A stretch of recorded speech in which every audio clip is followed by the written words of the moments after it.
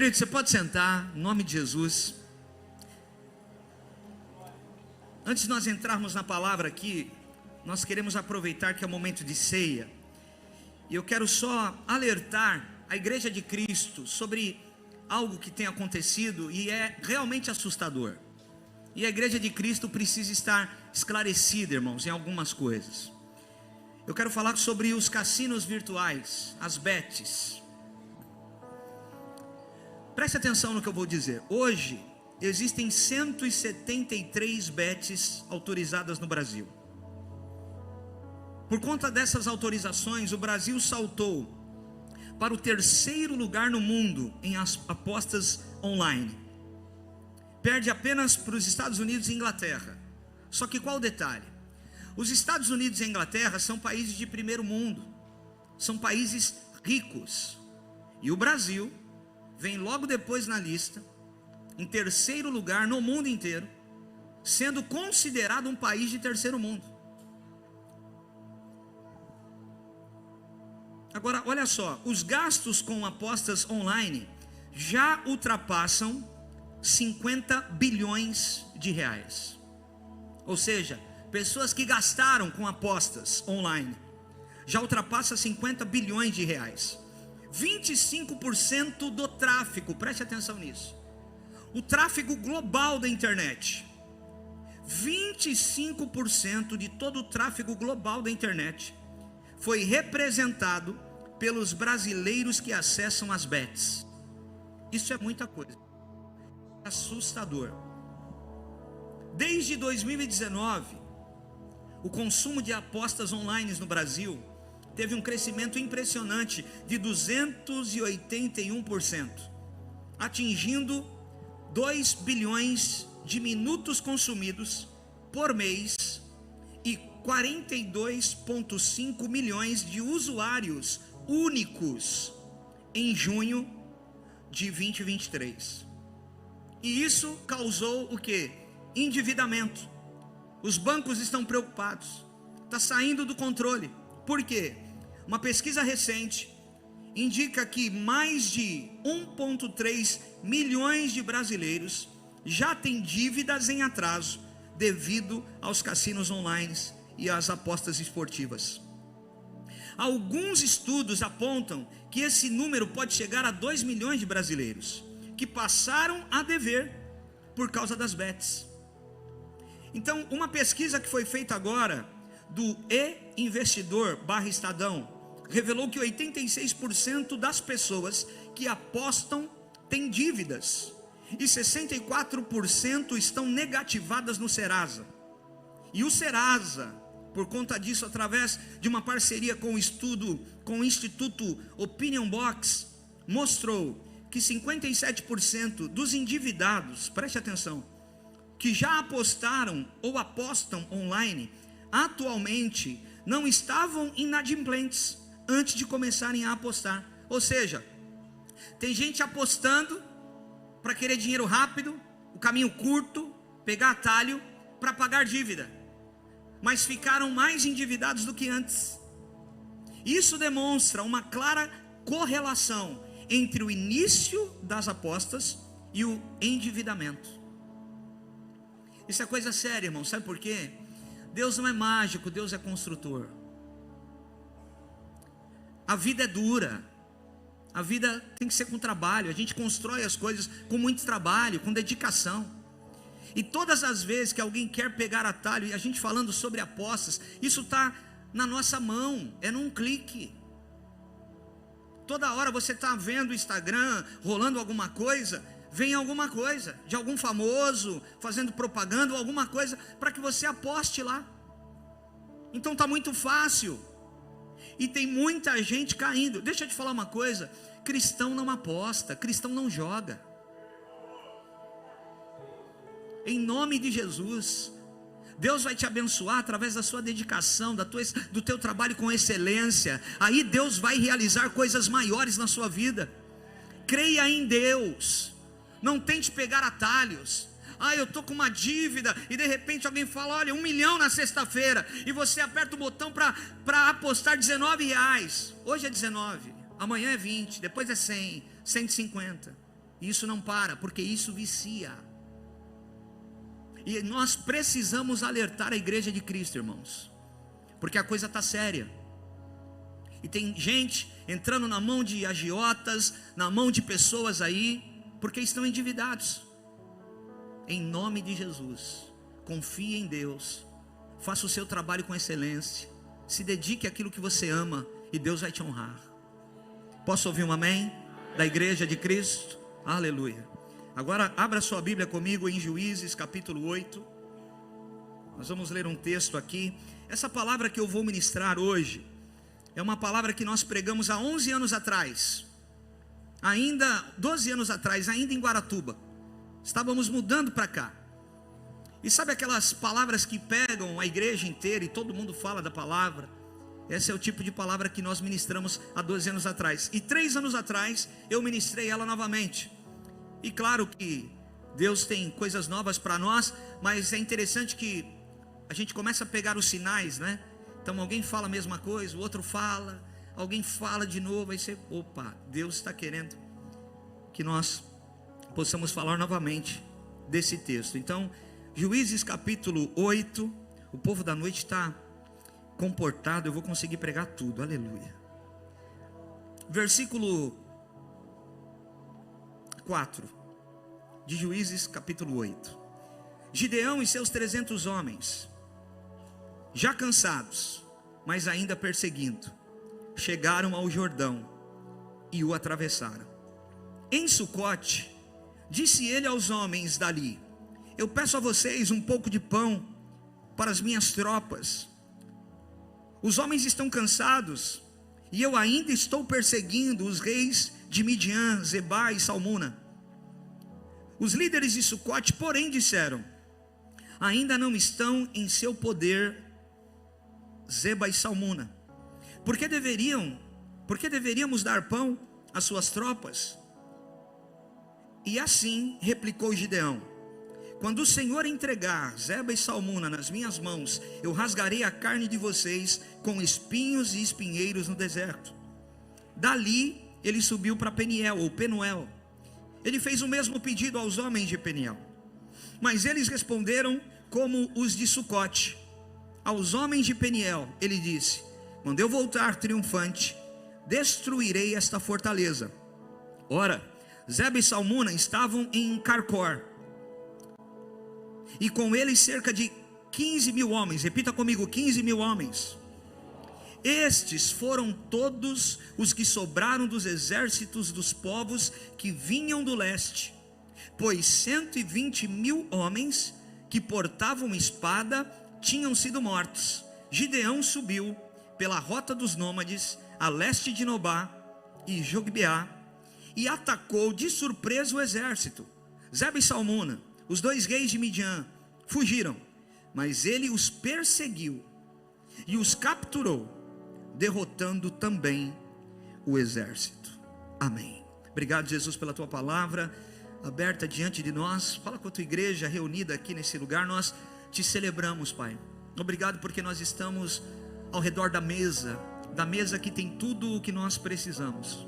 Aqui está o pão, que representa o teu corpo. Aqui está o suco de uva, que representa o teu sangue. E como diz, Senhor, as escrituras em João capítulo 6, quem não comer da minha carne e não beber do meu sangue não tem parte comigo. E nós estamos aqui porque nós temos parte com o Senhor, em nome de Jesus. Quem crê e concorda, diga glória a Deus. A história de Gideão, ela é conhecida. Gideão foi chamado pelo Senhor, ele foi encontrado por Deus. E quando Gideão é chamado, ele consegue levantar um exército de 32.000 homens para ir contra os midianitas. Só que os midianitas tinham um exército de 135.000 homens. Era realmente um disparate entre os homens de Gideão, 32.000, contra 135.000 homens. Mas Gideão vai encarar aquela batalha. Só que quando ele está indo com os homens, com esses 32.000 homens para a batalha contra os midianitas, Deus fala com ele. E Deus diz o seguinte: Gideão, tem muita gente aí, eu quero que você diminua esse exército. Então dá um brado aí no meio do arraial e fala que os medrosos e os tímidos podem voltar para suas casas. E Gideão faz isso. Ele dá um brado no arraial, e a Bíblia diz que 22 mil homens dos 32 mil voltam para suas casas. Sobram 10 mil homens. Deus vai falar para Gideão: ainda é muita gente. Você percebe, irmãos, que no projeto que Deus tem conosco, nós teremos desafios que nós não vamos entender. Porque aos olhos naturais não se vence uma batalha desse jeito. Mas Deus está indo contra a lógica, porque a fé não respeita a lógica, e está mandando Gideão diminuir o exército. Então isso requer fé em Deus. Isso requer fé. Nós só podemos andar assim se nós andarmos por fé. A nossa caminhada, você que está aqui nessa noite de ceia, a nossa caminhada, irmãos, é uma caminhada por fé e não por vista. Porque se é por vista, Gideão não faria e não obedeceria a voz do Senhor. Aquilo é um absurdo, é incoerente, está fora da lógica humana. Mas pela fé ele vai fazer, e pela fé ele fazendo, ele verá a vitória de Deus na vida dele e o sobrenatural acontecendo. Então Deus fala: tem 10 mil, tem muita gente, vai com eles lá perto de um ribeiro. Aqueles que beberem água com as duas mãos, desatentos, distraídos, você separa de um lado. Aqueles que beberem água só com uma mão, atentos, vigilantes, para ver se o inimigo não está chegando perto, separa eles para o outro lado. Os que estavam vigilantes e atentos eram 300. E os que estavam distraídos e desatentos eram 9.700. Ou seja, sobraram 300. Meu Deus, 135 mil homens contra 300. O disparate é muito grande. Mas Gideão continua andando em obediência. Só que o coração dele está gelado. Ele está em dúvida se realmente ele continua seguindo adiante ou se ele para ali. E Deus conhece o coração da gente, irmãos. Quando a gente deseja confiar em Deus, mas diante do cenário, existe aquela briga da alma com o espírito, aquela situação: meu Deus, será que não é uma loucura minha? Você já passou por isso? Será que isso não vem do meu coração, da minha alma? Ou é Deus realmente falando comigo? E Deus vê isso em nós. E Deus viu isso em Gideão. E Deus fala assim: Gideão, eu estou vendo que você está com dúvida, está com medo. Então eu vou te dar um sinal que eu estou contigo. Serve para você descer lá no arraial dos seus inimigos e ouvir da boca deles que eu os entreguei na sua mão. Serve um sinal de Deus para você. Você ouvir da boca do próprio opositor que eu sou na sua vida. Não, eu estou dizendo isso porque Deus vai fazer isso com algumas pessoas que estão aqui nessa noite. Você vai ouvir da boca do opositor que Deus é na sua vida. Você vai ouvir da boca do opositor que você é um homem de Deus, que você é uma mulher de Deus. As pessoas vão reconhecer que Deus está contigo nessa batalha. Oh glória! Sabe, irmãos, ontem eu fui pregar em Santos, numa igreja que estava fazendo 46 anos de idade. O pastor fundador da igreja está lá há 46 anos. Um homem de Deus, que carrega um legado de perseverança, passou por tantas situações, mas está lá firme. É um exemplo, é um general da Baixada Santista aqui. E eu tive um tempo de mesa com esse homem, e ele falou algo que me marcou. Ele disse assim: Fred, na nossa jornada espiritual com Jesus, a gente é traído, a gente se decepciona,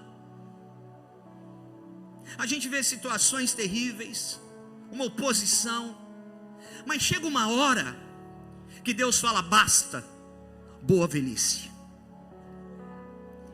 Você perseverou em todas essas lutas até agora, basta. A partir de agora não vai ter mais pressão, não vai ter mais oposição. Boa velhice para você. Você entende isso? Tem uma hora, irmãos, porque você não para, porque você não desiste, cansado, mas ainda perseguindo, Deus fala: basta, você chegou a um ponto que ninguém mais vai te segurar, e você terá boa velhice, você terá dias favoráveis a partir de agora. Eu declaro isso sobre a casa do Senhor nessa noite de ceia. Irmãos, isso é poderoso, porque a gente vê isso, essa marca na vida de Davi, na vida de Abraão, na vida de Moisés. Eles perseveraram tanto diante de gigantes, de afrontas, de tempestades, de desertos, que chega uma hora que Deus fala assim: filho, eu vou te considerar. Você perseverou acreditando em mim e na minha palavra. Basta, boa velhice. Te darei boa velhice. Você pega essa palavra para você? Eu quero viver isso. Eu falei, eu tomo posse dessa palavra, boa velhice. Chega uma hora que a afronta vai terminar, chega uma hora que a perseguição vai terminar, chega uma hora que ninguém mais te segura, chega uma hora que é só reconhecimento. Meu Deus, olha onde ele chegou, olha onde ela chegou. Boa velhice. Boa velhice, saúde, pessoas saudáveis, favorecidas. Irmãos, isso é o que Deus tem para aqueles que o amam, para aqueles que o buscam. Gideão mesmo, debaixo da dúvida, ele vai descer, e quando ele desce lá no arraial dos inimigos, um deles, dois homens estão conversando, e um deles diz assim para o outro: rapaz, eu tive um sonho estranho essa noite. Contou o sonho para o outro, e o outro decifrou o sonho e disse assim: rapaz, isso não é nada senão Deus nos entregando na mão de Gideão. E Gideão ouviu os próprios inimigos falando da boca deles que Deus tinha entregado eles na mão de Gideão. Aquilo deu um alívio. Como é bom ser aliviado em alguns momentos, não é, irmão? Meu Deus do céu, como é bom aquela notícia que chega e traz alívio para o coração, aquela notícia que chega e tira a pressão que nós estamos vivendo, aquela notícia que vem e aplaca a nossa ansiedade, e a gente reconhece Deus naquilo, porque isso é importante. Não é a sua expertise, não é o seu muito saber. Meu Deus do céu, foi a mão de Deus que realizou. É Deus dizendo: eu vou fazer, aleluia. Ele escuta, então ele volta para o arraial dele, já mais ameno, o coração está mais aliviado, porque ele ouviu da boca dos inimigos que Deus é com ele. Que coisa linda, irmãos. Tem uma hora que a gente escuta da boca do adversário que a gente é vencedor, sabia? Tem uma hora que a gente escuta da boca do opositor que a gente prosperou, que a gente vingou, que a gente deu certo. Essa hora chega. É só a gente permanecer firme no propósito que Deus tem na nossa vida. Então agora Gideão vai se encorajar, e Deus dá uma ordem para ele, porque ele está andando debaixo, pela fé, debaixo da ordem de Deus. É difícil, irmãos, porque às vezes as ordens de Deus, elas são completamente diferentes do cenário que nós estamos enxergando. Nós temos um caminho para aquele cenário, mas Deus fala assim: eu não vou usar isso, não vai ser assim, vai ser do meu jeito. Davi, não é com a armadura de Saul que você vai vencer Golias, é com as 5 pedrinhas do ribeiro que eu vou mandar você buscar. Precisa ter fé, irmão, precisa ter fé. Ande pela fé. Fala para quem está do teu lado: você precisa andar pela fé. A sua mãe já não dizia: a fé move montanhas? A gente tem que andar pela fé. Então Deus fala assim: separa esses 300 homens em 3 grupos de 100. Só que vocês não têm espadas para guerrear. Vocês vão pegar uma trombeta, um cântaro vazio e uma tocha.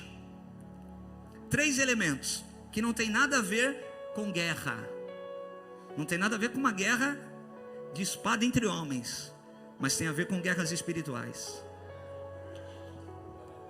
Porque trombeta é adoração, irmão. Quebrar cântaro é entrega. E tocha acesa é o avivamento do Espírito Santo dentro daquele que não para e não desiste das suas guerras e das suas batalhas. Então tem algo espiritual nesses elementos. E eles descem. E Deus fala assim: na minha hora, você manda os seus homens tocarem as trombetas, quebrarem os cântaros e acendam as tochas. Mas é na hora de Deus. Então fala comigo assim: não é na minha hora, é na hora de Deus. Mais do que você saber o que você deve fazer, você deve saber que hora isso deve ser feito, qual o momento que isso deve ser feito. Então tem a hora de Deus, irmãos. É na troca do turno. Uau! Havia um gap, uma brecha. Na troca do turno, onde os soldados estão distraídos, Deus falou: é na troca do turno. É onde tem uma falha, onde tem um gap, é aí que você entra. Irmãos, tem muita gente falhando, mas crentes posicionados vão entrar nas falhas que estão por aí. Deus tem uma porta de oportunidade para você no tempo dele. Você precisa estar atento, vigilante, porque Deus tem portas de oportunidade para aqueles que confiam nele. Existe um gap na hora de Deus. Então, na troca do turno, Deus deu a ordem: quebrem os cântaros, toquem as trombetas e acendam as tochas. Aquilo reverberou, Tiago. Aquele som dos 300 homens talvez multiplicou por mil no arraial dos midianitas. Aquele barulho, aquele estrondo, aquelas tochas, talvez multiplicou na visão deles. Porque Deus faz esse tipo de coisa, irmãos. Pequeninos vencem gigantes assim. Eu precisava de 72 canelas comigo aqui nessa noite. Pequeninos vencem batalhas contra gigantes assim. Parecia muito maior, o barulho era muito maior, era ensurdecedor, a ponto de naquele arraial onde tinha 135 mil guerreiros, eles vão com as suas espadas contra eles mesmos. Gideão não entra na batalha, eles se matam, e 120 mil caem pela espada. E a Bíblia vai dizer que foi pela espada do Senhor. Gideão não tinha espada, mas Deus tem. Eles caíram pela espada do Senhor. Gideão não levantou espada, mas Deus tem espada, aleluia. E 120 mil homens morrem de forma sobrenatural.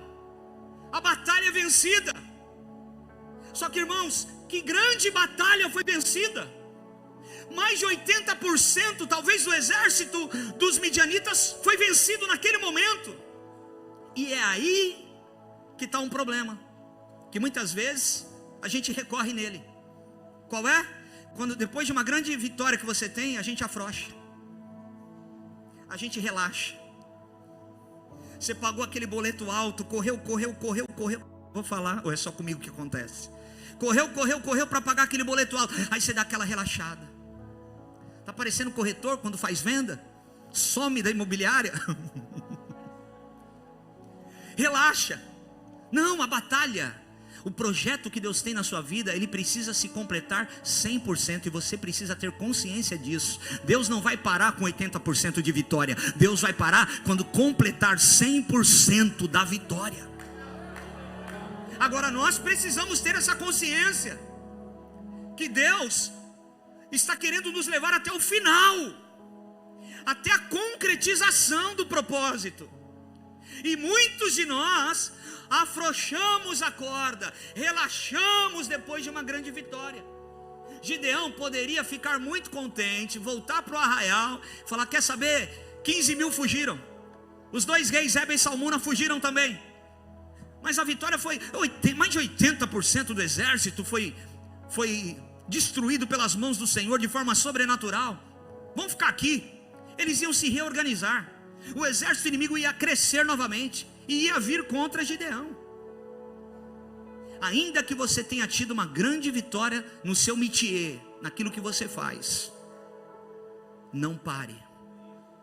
Ainda que você esteja cansado, continue perseguindo. Eu quero fazer um propósito com você aqui. Toda hora que eu falar cansado, você vai falar: mas ainda perseguindo. Amém? Cansados. Cansados. Foi o que aconteceu com Gideão. Depois dessa batalha ele está cansado, mas ainda perseguindo. Ele não vai parar naquela grande vitória, ele vai até o fim. Tem uma cidade chamada Betbara, nas margens do Jordão. Existem homens que vão com Gideão até Betbara, mas não atravessam o Jordão com Gideão. Eles não vão atravessar o Jordão. E o Jordão tem essa marca, tem esse significado na Bíblia. Quando Eliseu, lembra de Eliseu, quando ele vai receber a capa de Elias, ele atravessa o Jordão com Elias. E a maioria dos outros ficam aquém do Jordão. Mas Elias e Eliseu atravessam o Jordão, vão além do Jordão. E lá além do Jordão a capa cai. E quem está além do Jordão com Elias? Eliseu. E Eliseu pega a capa. E os homens que ficaram aquém do Jordão estão olhando de longe, vendo a capa cair. Tem gente que quer a capa, irmãos, mas não quer carregar água. Só vai além do Jordão quem carregou água, quem está junto de verdade. Escute, deixa eu te falar uma coisa. Existem pessoas que Deus vai levantar para estar com você no seu projeto até um determinado momento. Depois elas não vão até o fim com você. E não se aborreça, não pense em desistir, porque alguns te deixaram. O teu chamado é para ir além do Jordão. O teu chamado é para ir até o fim.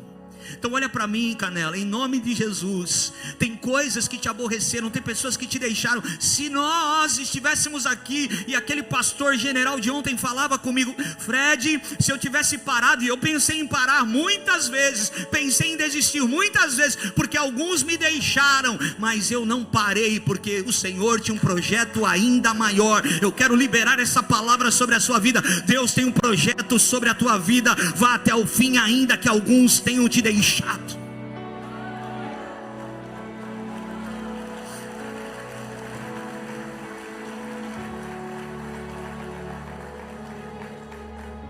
Tem gente que não vai até o fim com você, meu irmão. Mas saiba que o projeto Deus deu para você. Fala com alguém do teu lado assim: Deus tem um projeto com você, cara.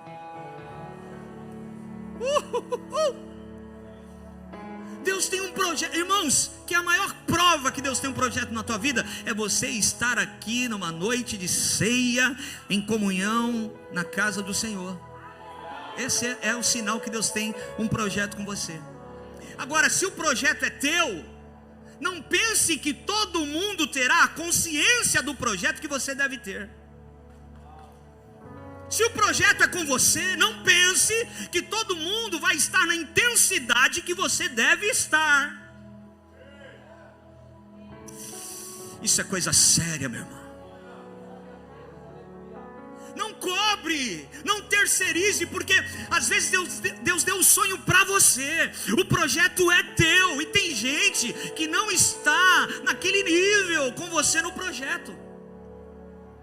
Então cabe a nós, quando nós entendemos o projeto que Deus tem na nossa vida, irmãos, sair arrastando todo mundo. Sai arrastando. Aí tem gente que fica para, mas sai arrastando. Você precisa estar empolgado com o projeto que Deus tem na sua vida, mais do que os outros. O que a gente vê às vezes, tem pessoas que andam sem noção da realidade do reino de Deus. Irmãos, o reino chegou, está entre nós. Se você é cidadão do reino de Deus, Deus tem um projeto com você. E se Deus tem um projeto com você, você precisa ser o mais empolgado. Você precisa contagiar as pessoas. Nós só chegamos aqui com a igreja, como foi dito pelo Lucas, o Colégio Rocha, o Ministério de Transportes, o Mercado Solidário e tantas outras coisas, irmãos, porque quem está na frente tem que empolgar todo mundo. Nós temos que ser os primeiros a falar: isso é coisa linda, isso é uma bênção, eu acredito nisso. Porque se você não acreditar, quem vai acreditar? Se você não acredita no projeto que Deus tem na sua vida, quem vai acreditar? Você tem que ser o primeiro a abraçar isso. Gideão poderia falar: não, já está bom, 120 mil, olha só, olha que feito, com 300, nós abatemos 120, que feito maravilhoso, vamos contar para os nossos filhos essa batalha. Não terminou, não acabou.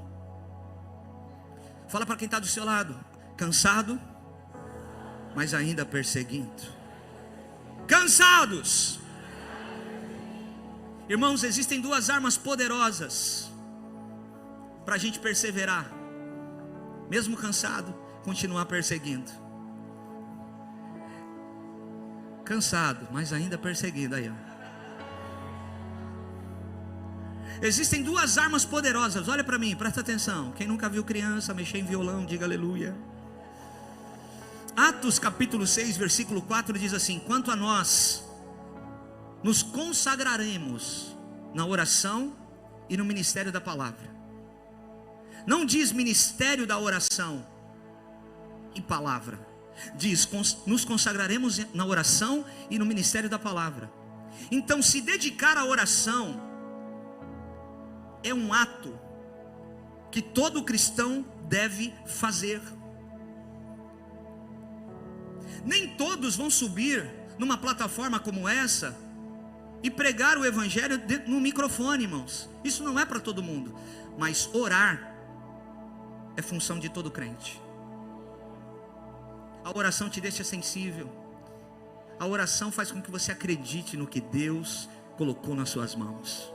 A oração faz com que você siga adiante, mesmo diante de oposição. Então alguém me pergunta: o que é mais importante, a oração ou a palavra? Aí você pode responder: o que é mais importante, a asa direita ou a asa esquerda do avião? A oração e a leitura das escrituras, irmãos. Nós precisamos nos dedicar. A oração é ofício de todos. Eu e você precisamos, como cristãos, nos dedicar à oração e à palavra. A oração e a leitura das escrituras. Agora, sabe que tem gente? Tem gente que prega para Deus e conversa com homens. Irmãos, Deus não ouve pregação, Deus ouve oração. Você não precisa fazer aquela oração fervorosa tua: Senhor, a tua palavra diz em Salmo 55, versículo 3, na versão NAA. Irmãos, Deus não ouve pregação, Deus ouve oração. É o pai conversando com o filho, é o filho liberando sobre o pai, falando das coisas com o pai. Agora, qual o problema? Tem gente pregando para Deus e conversando com homens. Não. Você deve pregar para homens e conversar com Deus, porque quem deve se converter são homens, não Deus. Então para de pregar para Deus, converse com Deus. A oração é isso. Por isso que nós oramos, porque a oração é uma conversa com o Pai. A palavra fala para homens, a oração fala com Deus. Deus não escuta a pregação, Deus escuta a oração. Então, a oração e a palavra são as duas coisas, as duas únicas coisas que podem produzir avivamento, irmãos. Querido, eu creio que Deus tem algo com Bertioga.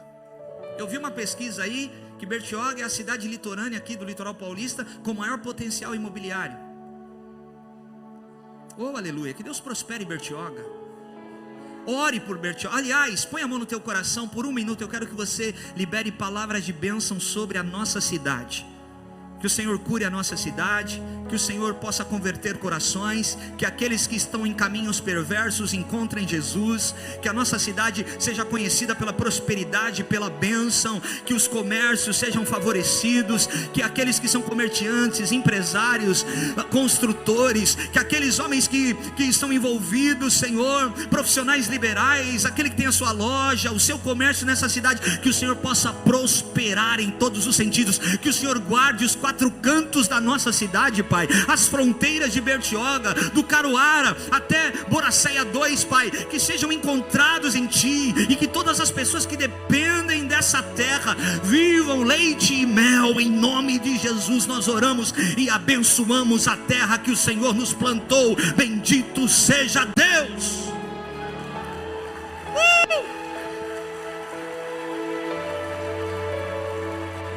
Já cansados? Vamos lá, rocha da noite. Já cansados? O cansaço, ele é uma fadiga mental e física. Ele diminui o ritmo e faz com que a gente quase pense em parar. Agora, como algumas pessoas vão além? Existem duas coisas que fazem a gente tirar energia extra, aquela reserva que o psiquismo humano mantém. Você sabia disso, irmãos? Deus faz tudo perfeito. Existe uma reserva em você de energia que só é liberada em duas ocasiões. A primeira, quando você está em perigo, e a segunda, quando você tem alvos concretos, quando você tem objetivos determinados na vida, como sonhos, como ideais. Essa reserva do psiquismo humano é liberada nessas duas ocasiões: no momento de perigo, e pessoas que têm um ideal, pessoas que têm um objetivo determinado na vida.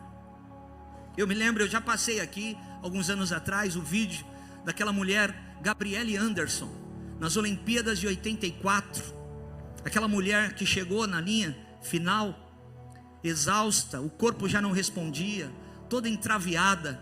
Eu queria que você assistisse esse vídeo. Nossa caminhada espiritual, que vão além da lógica comum.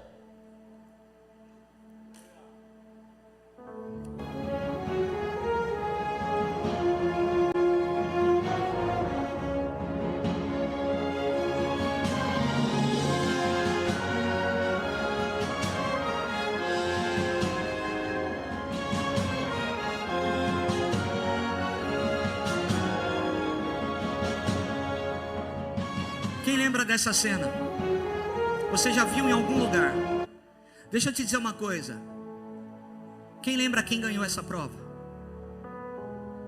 A gente não lembra quem ganhou, a gente lembra quem perseverou. E a caminhada com Jesus fala sobre isso, irmãos.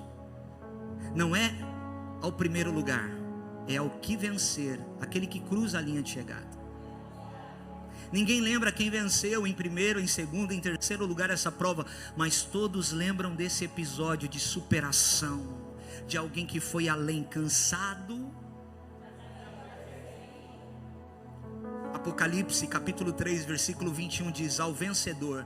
Quando a Bíblia diz ao vencedor, ela não está dizendo aquele que chegar primeiro, está dizendo aquele que cruzar a linha, aquele que perseverar até o fim. A esse darei o direito de sentar-se comigo no meu trono. Não, peraí. Para você que é rabino, biblista, apologeta, deixa eu te dizer uma coisa. Luiz está dizendo aqui que nós vamos assentar com ele no trono dele. Eu não sei se a gente vai sentar no colo de Jesus, se o trono é largo e a gente vai sentar do lado dele. Mas aqui está dizendo que aquele que perseverar até o fim.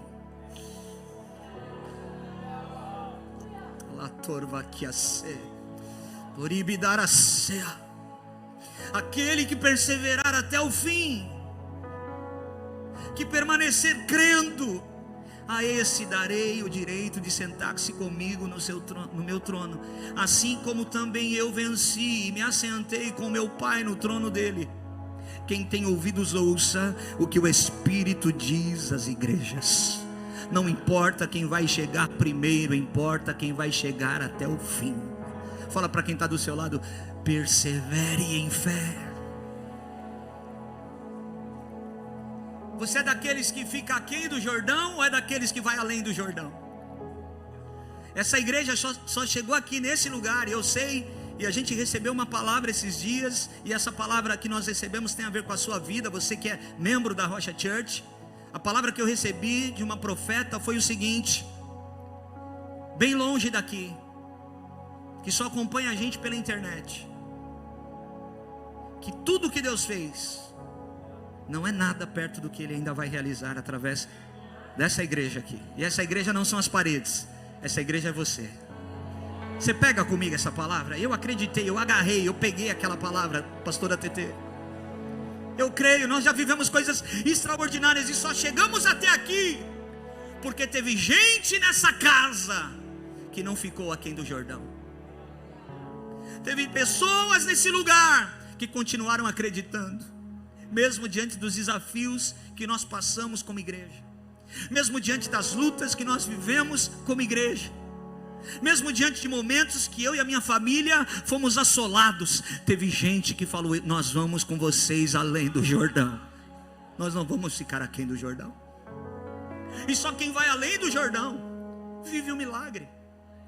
Só quem vai além do Jordão, irmão, só quem não para, quem não desiste. Então não fique aquém do Jordão. Gideão, irmãos, ele foi além do Jordão com seus homens. Só que quando ele atravessa o Jordão, existem duas cidades, Sucote e Peniel. O que Gideão pensou? Estamos em batalha, vamos pedir ajuda para os líderes dessas cidades. Eu preciso alimentar a minha tropa de 300 homens.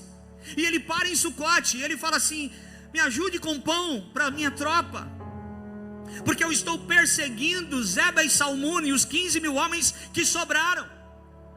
E os líderes de Sucote vão falar: nós não vamos te ajudar não. Você ainda não está com os reis midianitas nas suas mãos. Vai que a gente te ajuda e você não captura eles, e eles ficam sabendo que a gente ajudou você, e eles vão vir para cima da gente também. Sabe, irmãos, tem coisa que a gente precisa fazer e pronto. Mas olha o cenário, tem coisas que nós precisamos fazer e pronto. Tem coisa que você precisa entregar e pronto. Tem coisa que você precisa fazer e acabou. Fica calculando. Irmãos, Deus é mais veloz do que a velocidade dos teus pensamentos. Deus é mais veloz do que o download do iPhone. Deus é mais veloz do que toda atualização do Google. Deus é mais veloz, irmãos, do que a nova aplicação da internet. Então Deus já foi lá na frente. E às vezes tem pessoas que vão passar pelo nosso caminho, que nós só teremos aquela oportunidade de estender a mão e sermos abençoados, e a gente perde essa oportunidade. Os líderes do Sucote perderam a oportunidade demais, porque isso é tentar parar o projeto de Deus. Irmão, deixa eu te dizer uma coisa séria: nunca pare na frente de um homem e de uma mulher de Deus que sabem o projeto que Deus tem na vida deles. Você vai se machucar. Olha para mim, para de falar mal de pastor nas mesas. Estou falando de mim não, de pastores. Pare de falar mal de homens e mulheres de Deus em conversas com terceiros. Isso é perigoso, irmão. Isso é sério. Nunca pare na frente de alguém que está fazendo um projeto para Deus e não vai parar. Você pode se machucar. Os de Sucote vão se machucar. Então esse é um alerta em nome de Jesus. Você não sabe o que está acontecendo? Fecha a tua boca. Você é portador das boas e novas, não das velhas e feias, velhas e ruins. Cuidado. Quando se trata de autoridade espiritual, de homens e mulheres de Deus, tome muito cuidado com os seus comentários, porque existem alguns comentários que podem causar danos, e mais do que você e eu, Deus sabe o que pode causar dano. Então Deus entra em ação. Lembra Moisés, irmãos? Moisés manso, pacato, não sabia falar direito, mas ele fez uma oração: Senhor, tem gente falando mal de mim. Se eu sou homem de Deus, esses homens não vão morrer de morte natural. O que Moisés fez? Sentenciou aqueles caras. Senhor, se eles morrerem de morte natural, o Senhor não é na minha vida. Sabe o que aconteceu? O chão abriu e os homens foram engolidos. Tragédia. Tem gente que está passando por situações, irmãos, e nem sabe que é por conta daquela conversa que causou dano para uma mulher de Deus e para um homem de Deus. Tem luta em casa, tem escassez, está passando por momentos difíceis e nem sabe que foi comentários que Deus ouviu. Quando se trata de homens e mulheres de Deus, toma muito cuidado com as suas palavras. As palavras têm poder de matar e trazer vida. Sucote não quis ajudar. Gideão vai para Peniel. Eu vi que ficou tenso o ambiente aqui.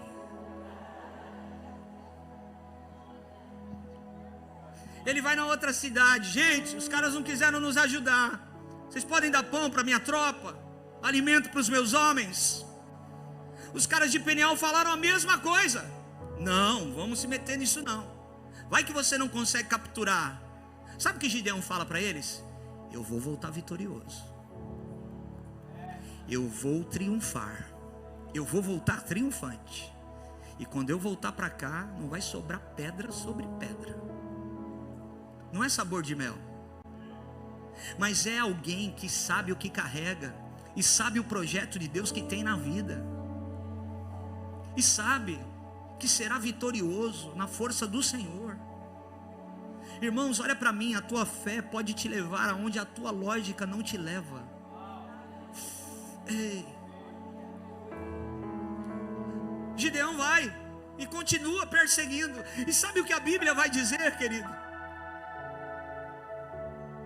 Existe um princípio, preste atenção. Se alguém vem te ajudar no seu projeto, saiba que essa pessoa irá com você até um ponto, mas você vai ter que continuar. E se não te ajudar, você vai ter que continuar do mesmo jeito. Então Gideão caminha e ele vai, e ele está enfrentando agora. Ele vai enfrentar, a Bíblia vai dizer que ele vai enfrentar os 15 mil homens, e ele vence a batalha, e ele consegue capturar Zeba e Salmuna, os reis de Midian. Porque se você não pega os cabeças, a rebelião continua. Se você não vai até o fim, eles se armam de novo. Então ele consegue eliminar o exército, e ele pega Zeba e Salmuna. Só que tem um detalhe, a Bíblia vai dizer lá no capítulo 7, um pouco antes, que os homens de Gideão mataram príncipes, mas Gideão vai matar reis. Como eu disse, se o projeto é teu, não terceiriza. Você mata reis, e os teus homens matam príncipes. Tem coisa que é pastoral, tem coisa que o líder do link pode resolver. Tem coisa cabeluda que não tem jeito, irmão. Tem que entrar naquela sala lá e o bicho vai pegar. Mas tem coisas que dá para se resolver na liderança do setor. Agora você traz isso para a igreja, traz isso para a sua função, para a sua gestão com pessoas. Tem coisas que é com a gente, irmãos. Só que aonde Gideão erra? Gideão captura Zeba e Salmuna, e ele chama o filho dele e fala assim: filho, pode matar os reis. E o filho dele não consegue matar os reis, porque os reis afrontam o filho de Gideão. Os reis, é rei, irmão, afrontam, encaram, e o menino recua. Então não entregue coisas importantes na mão de neófitos. Não entregue coisas importantes na mão de iniciantes. Isso pode trazer prejuízos graves. Quem é da época que a gente chegava no culto e tinha oportunidade para todo mundo? Um cantava, o outro cantava também, outro cantava, tinha mais um que cantava, aí tinha um que queria dançar, o outro não sei o quê, e aí sobrava 5 minutos para a palavra. Quem lembra dessa época, diga aleluia. Por que isso está acabando, irmãos? Porque esse lugar não é lugar de testar as pessoas. Esse lugar é lugar de gente preparada, posicionada, e que carrega uma unção, e a igreja reconhece aquela unção. Então não entregue projetos importantes na mão de iniciantes. Você pode falar para alguém do teu lado: não entregue o teu projeto grande na mão de iniciantes.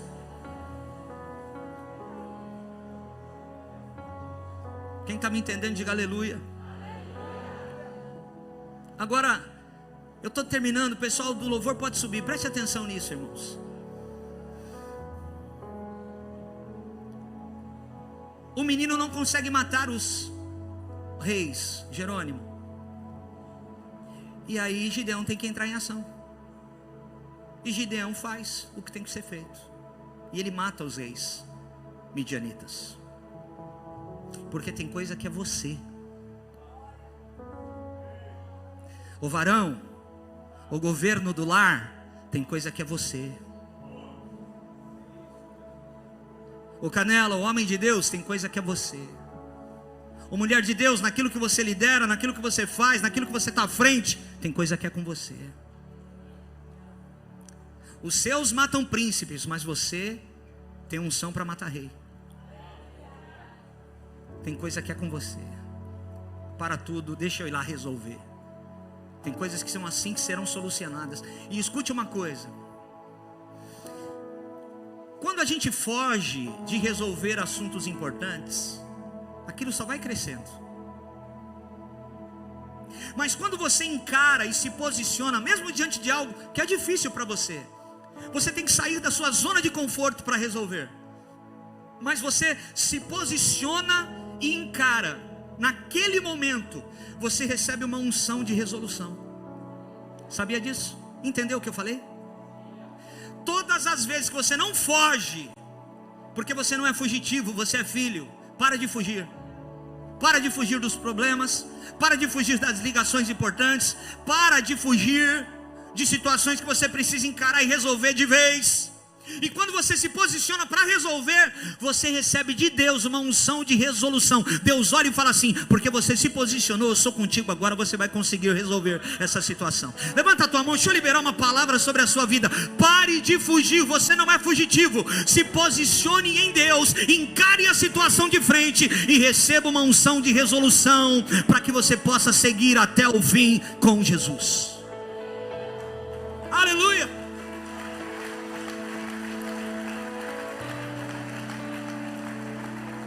Já cansados? Cansados? Ah, eu estou cansado, mas eu vou até o fim. Aleluia.